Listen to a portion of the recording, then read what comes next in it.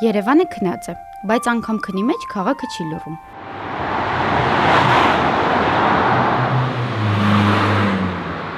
Առնետներն ու կատուներն այս ձայնից վախեցան ու թաքնվեցին։ Բնության մեջ գրեթե բոլոր կենդանի էակներն աղմուկն ընկալում են որպես տագնապի ազդանշան ու փախչում են։ Բոլորը, բացի քաղաքաբնակ մարդուց։ Աղմուկը մեծ քաղաքների հիվանդությունն է։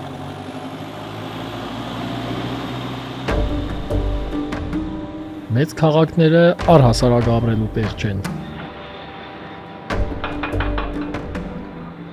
Աղմուկի հարցը մեր համար շատ լուրջ է։ Անգամ ինֆարկտ ինսուլտ կարող է առաջանալ բարձր աղմուկի ազդեցության հետևանքով։ Աղմուկ քարտեզը մեզ տալու է հետագա պատկերացում Երևան քաղաքի զարգացման համար։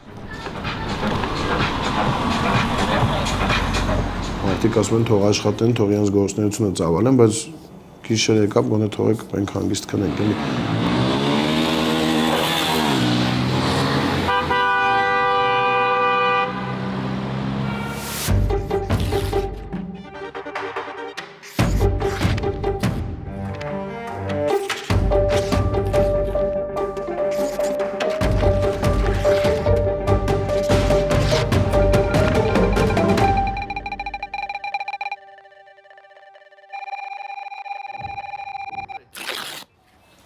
Ես Սյուզին եմ, լրագրող, ապրում եմ Երևանում։ Առաջին անգամ աղմուկը որպես խնդիր նկատեցի, երբ ամուսնացա եւ Նորք Մարաշի մեր սեփական տնից տեղափոխվեցի նոր բազմաբնակարան այս շենքում ապրելու։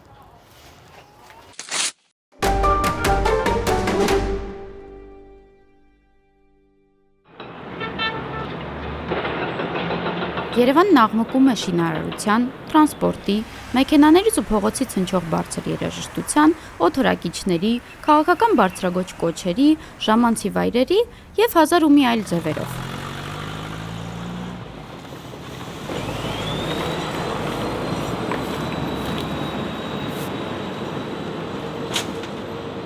Մենք սովորել ենք աղմուկին, համարելով այն մեծ քաղաքի անբաժանելի մասը, բայց աղմուկը նույնքան վտանգավոր է, որքան օդի կամ ջրի աղտոտվածությունը։ Հետո ինչի անհարմար Երևան ենթաշարքի այս հաղորդմանը փորձելու ենք հասկանալ, ինչու է մեր մայրաքաղաքն այսքան աղմկոտ եւ ինչ կարելի է անել երևանյան աղմուկը գոնե մի փոքր մեղմելու համար։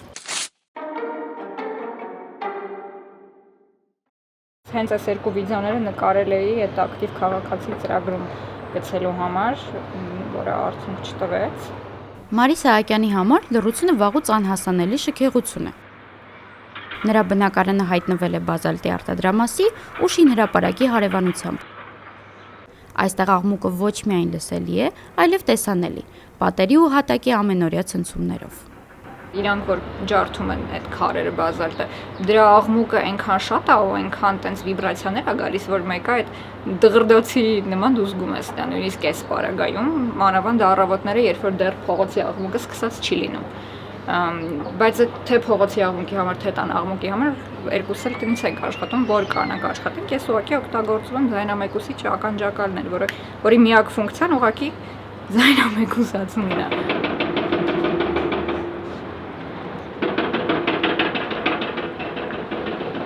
Կրկնվող ռիթմով աղմուկի տակ ես լինում, այդ այնքան է ազդում թե ուղղակիդ վրա, թե ներվային համակարգիդ վրա, շատ եղել է, որ ես ուղղակի թողել գնացել եմ տնից ուրիշ տեղից աշխատելու, մենակ դրա պատճառով։ Մենք չգտանք անհերքելի ապացույցներ, որ աղմուկի ուղղակի ազդեցությունից որևէ հիվանդություն է առաջանում, բայց բազմաթիվ հետազոտություններով ապացուցված է, որ աղմուկը վնասում է մեր լսողությունը, հիշողությունը, ազդում է քնի եւ հանգստի, կենտրոնացման վրա, ինչպես նաեւ ախտահարում է ողջ օրգանիզմը։ Նախ առաջին հերթին կարող է ազդել մեր ընկալիչների վրա, հատկապես բարձր եւ միամոմենտ աղմուկը, կայուն եւ երկար ժամանակ աղմուկը նույնպես կարող է ազդել մեր ընկալիչների վրա։ Ընկալիչներից հետո աղմուկի ազդեցությունը կարող է ունենալ նաեւ նյարդային համակարգի վրա։ Աղմուկի ազդեցության ավելի խորացված ազդեցության տակ գտնվելու դեպքում հնարավոր են նաեւ սիրտ-անոթային համակարգի խանգարումներ եւ այլն։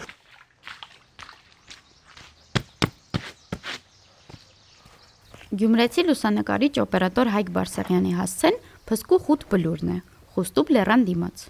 Արդեն 8 տարի է նա փախել է քաղաքային աղմուկից ու վայելում է Սյունիքի բնության անդորը։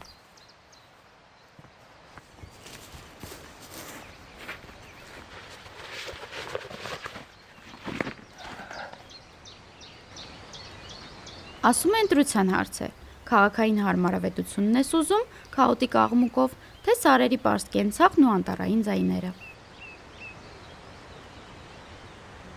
Մեկ տարի անց երբ որ սարի վրա կապրեի, չէի նկատել ինչպես էին քաղաքային, կենցաղային ձայները դարել անցյալ։ Լվացքի մեքենան կնոպկին կսխմես, կենե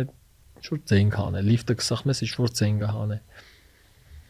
Ես հետ էի վարժվել ու չէի հասկացել։ Օրերից մի օր ընկերներիս մոտ դերտա հյուր Երևան քաղաք 3 օրով։ Այդ 3 օրվա առաջի գիշերը երբ որ քնա հոգնած։ Երազիս վերևից կաստուրկա քծեց մեկում գլխիս։ Հետո մեկում ղժարգը մեկին վրա դիմացից։ Հետո մոտոյի ցենից վեր թռա։ Ու ես հասկացա որ դա երազ չէր։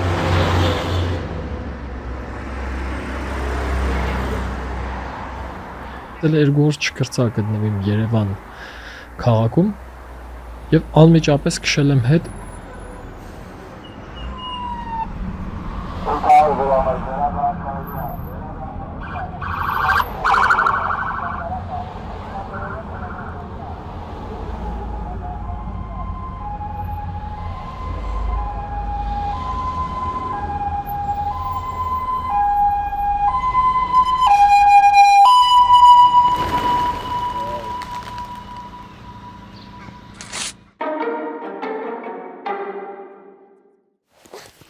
Աղմուկը սուբյեկտիվ հասկացություն է։ Ինձ մոտ դրա անցալումը փոխվեց, երբ երեխա ունեցա։ Հիմա մեր տանը բոլորը թաթերի վրա են քայլում, երբ արեգը քնած է։ Ցանկացած կտրուկ ձայն խանգարում է նրա քունը։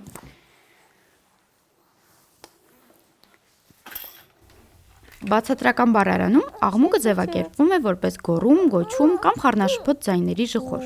Իսկ սանիտարական նորմերով, որ 20 տարի առաջ են ձևակերպվել առողջապահության նախարարի հրամանով, բնակարաններում աղմուկը ցերեկը չպետք է անցնի 55 դեցիբելը, իսկ գիշերը 45-ը։ Սառնարանի ձայնը, որին այնքան ենք սովորել, որ չենք էլ լսում, մոտավորապես գիշերային առավելագույն 45 դեցիբելն է։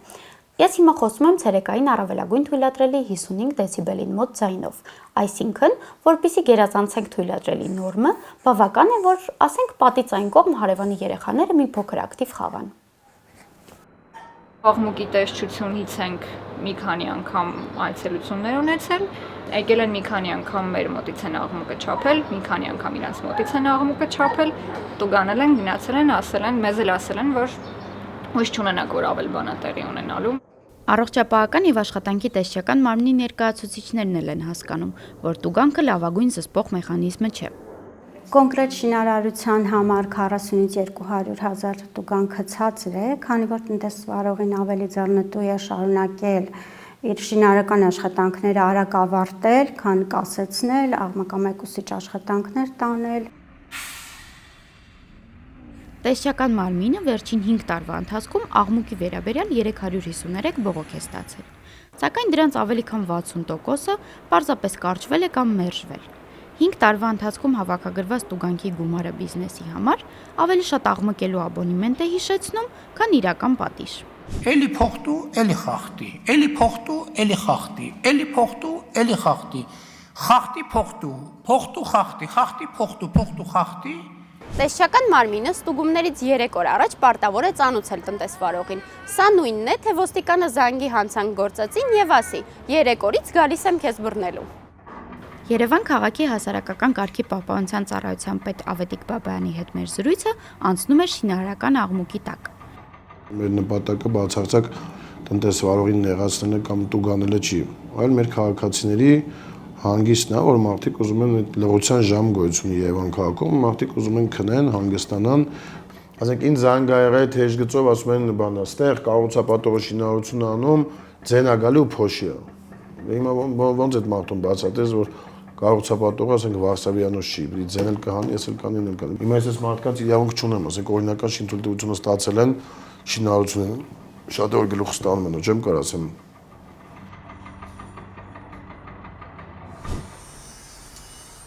Քաղաքապետարանը կարող է տուգանել միայն այն դեպքում, եթե աղմուկը գիշերվա 11-ից հետո է։ Պաշտոնական տվյալներով վերջին 5 տարվա ընթացքում կայացվել է տուգանքի 304 որոշում։ Թե տեսչական մարմինը, թե քաղաքապետարանը կարող են միայն արձանագրել իրավախախտումը եւ տուգանել։ Աղմկոտ գործունեությունը դադարեցնելու իրավասություն կառույցներից ոչ մեկը չունի։ Ստացվում է, պետությունն արձանագրում է խնդիրը, հավաքագրում է տուգանքներ, բայց աղմուկը լռեցնել չի կարող։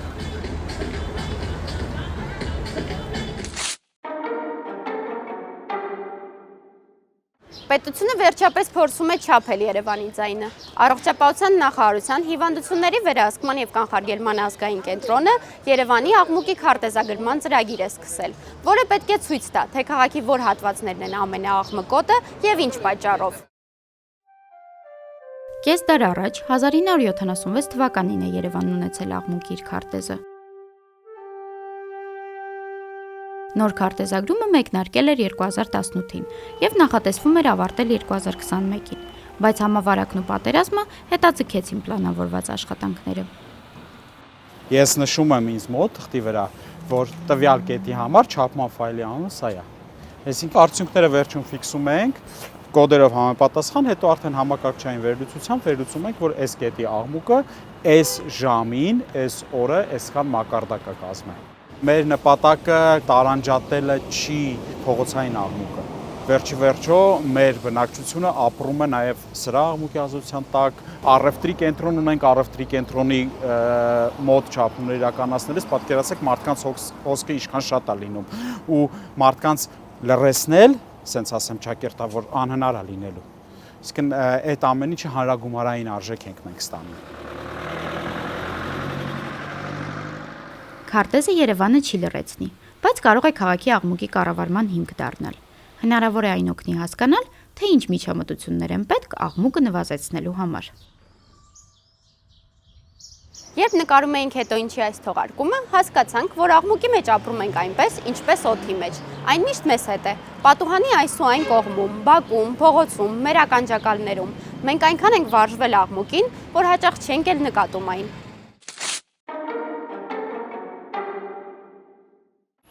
Լռությունը երևանցու համար անհասանելի շքեղություն է դարձել, եւ դրան գոնե մի փոքր մոտենալու համար պետք է առաջին հասկանալ եւ ընդունել, որ աղմուկը ոչ միայն ուղղակի անհարմարություն է, այլև մեր առողջության վրա ազդող լուրջ խնդիր։ Երկրորդ, այդ խնդրի լուծման համար կիրառել իրական եւ լուրջ վերահսկողություն, ոչ թե ձևական տուգանք։ Եվ երրորդ, պահպանել համակեցության կանոնները ու հարգել միմյանց, քիչ աղմկելով տանը, փողոցում, մեքենայում եւ այլուր, որովհետեւ մենք ենք եւ քաղաքի աղմուկը ստեղծողները եւ դրանից տուժողները։